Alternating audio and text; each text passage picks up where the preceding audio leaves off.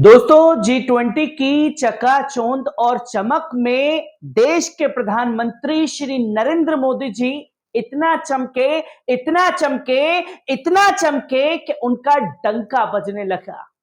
ये मैं नहीं बल्कि गोदी मीडिया बता रहा था कि इतिहास के पन्नों में पहली बार ऐसा हो रहा है कि देश के प्रधानमंत्री के सामने दुनिया झुक करके खड़ी हुई है और दुनिया जो है देश के प्रधानमंत्री का लोहा मान रही है, क्योंकि बार बार देश के प्रधानमंत्री का जिक्र करके ये बातें बताई जा रही थी।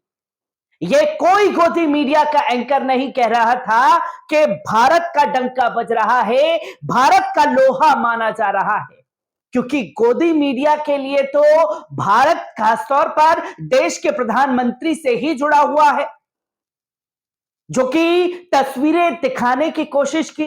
और देश के प्रधानमंत्री श्री नरेंद्र मोदी जी ने 4100 करोड़ रुपए पानी की तरह बहा दिए G20 के नाम पर। और 4100 करोड़ रुपए बहाने के बाद भी हासिल क्या हुआ, यह सबसे बड़ा सवाल खड़ा हो जाता है, क्योंकि महज G20 के कुछ ही दिनों बाद जो कनाडा और भारत के रिश्ते में दरार पड़ी है, उस पर सवाल खड़ा हो गया। खुद को विश्व गुरु कहने वाले कनाडा के मामले में अलग थलग खड़े हुए नजर आ रहे हैं, क्योंकि अब कनाडा का समर्थन अमेरिका और ऑस्ट्रेलिया द्वारा कर दिया गया है। जिन विश्व गुरु का 10 दिन पहले डंका बज रहा था, वो विश्व गुरु का 10 दिन बाद डंका बजना क्यों बंद हो गया? जहां भारतीय राजदूतों को कनाडा ने निकाला, उसके तुरंत एक्शन का रिएक्शन भारत में देखने को मिला और कनाडा के राजदूत को भारत से निकालने का आदेश जारी हो गया, जो कि तस्वीर सामने आई। पर सबसे बड़ा सवाल खड़ा हो जाता है कि जिनका डंका बज रहा था, वो कनाडा के मसले पर अलग थलग खड़े हुए क्यों दिखाई दे रहे हैं? जहां आप देखें India Canada raw, America Australia ने दिया कनाडा को समर्थन, भारत से की जांच में सहयोग की मांग। जो कनाडा के प्रधानमंत्री जस्टिन ट्रूडो ने अपनी संसद में कहा, उसके लिए भारत सरकार से साफ तौर पर ऑस्ट्रेलिया और अमेरिका ने कहा कि आप जांच में सहयोग करिए जो आपके ऊपर आरोप लगाए जा रहे हैं। जो कि तस्वीर आपके सामने है कि आज कनाडा के प्रधानमंत्री के साथ में अमेरिका के राष्ट्रपति जो बाइडेन खड़े हैं, और आप देखें खासतौर पर कनाडा के प्रधानमंत्री के साथ में ऑस्ट्रेलिया के प्रधानमंत्री खड़े हुए हैं। और जो विश्व गुरुओं का साथ मिल रहा था, तमाम दुनिया भर के नेता देश के प्रधानमंत्री के साथ कंधे से कंधा मिलाकर के खड़े हुए थे, वो कनाडा के मसले पर अलग थलग खड़े हुए दिखाई दे रहे हैं। जहां अमेरिका और ऑस्ट्रेलिया भी छिटकते हुए खासतौर पर दिखाई दे रहे हैं इस पूरे मामले पर, जो कि आप तस्वीर देख रहे हैं। क्योंकि कनाडा के प्रधानमंत्री ने अपने देश के नागरिकों को सलाह दी कि वो कश्मीर जाने से बचें, कश्मीर के हालात ठीक नहीं हैं।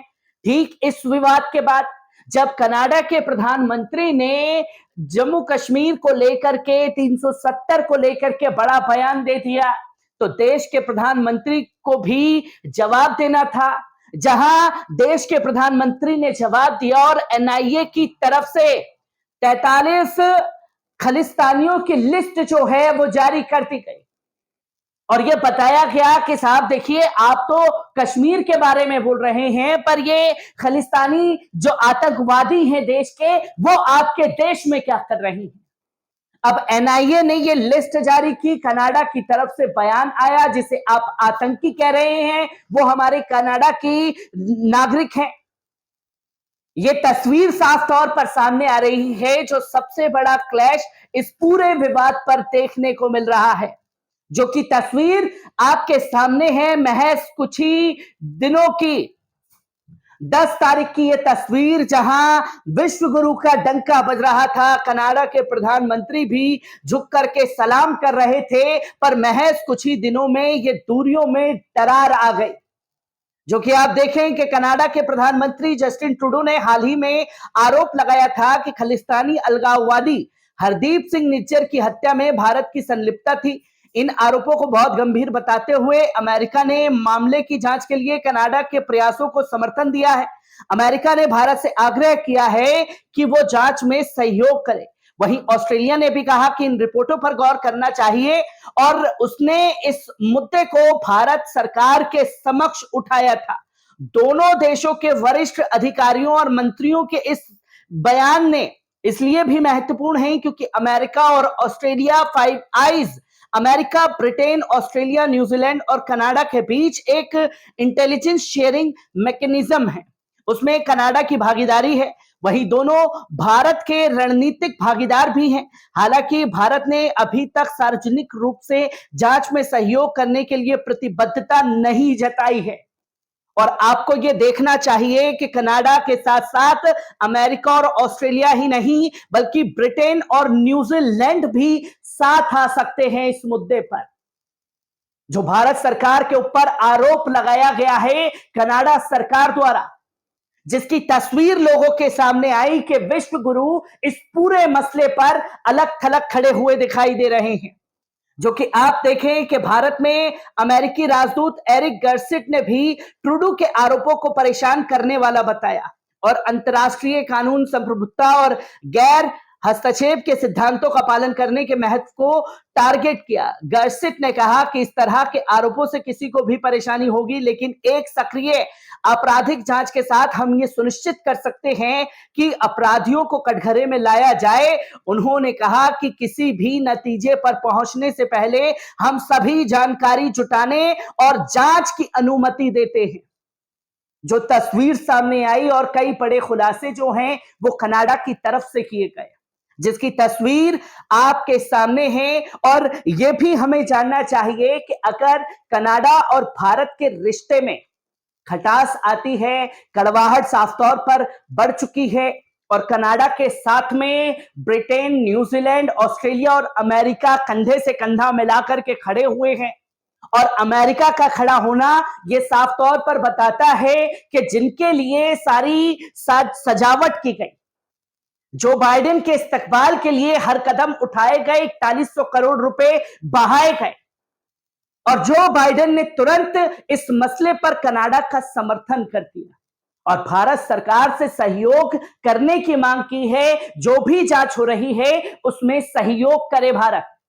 ये कड़ा संदेश है विश्व गुरु के लिए भी कि जब आप डोनाल्ड ट्रंप की सरकार थी और आप अब की बार ट्रंप की सरकार के नारे लगा रहे थे, ये वही फ्रस्ट्रेशन है, ये वही झुंझलाहट है जो खासतौर पर अमेरिका ने अब इसका बदला लिया है।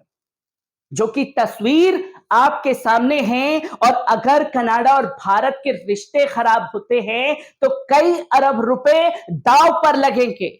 जहां कनाडा सरकार के मुताबिक साल 2022 तक भारत के 10वां सबसे बड़ा ट्रेड पार्टनर रहा। इसी साल 2022-23 में कनाडा ने भारत को 4 अरब डॉलर का सामान निर्यात किया। वहीं इस दौरान भारत ने 4 अरब डॉलर का सामान निर्यात किया। भारत और कनाडा के बीच न्यूक्लियर सहयोग, दोहरे टैक्स, विज्ञान और प्रौद्योगिक, एग्रीकल्चर, एनर्जी, शिक्षा को लेकर कुछ समझौते और द्विपक्षीय करार है। ये सब एग्रीमेंट जो है वो दांव पर लग सकता है।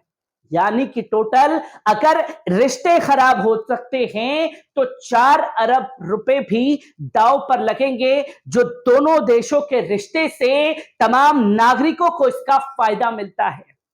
और किस तरीके से अगर ये रिश्ते टूटते हैं तो इंटरनेशनल लेवल पर भारत सरकार की छवि क्या बनेगी, इस पहलू को भी समझना जरूरी है।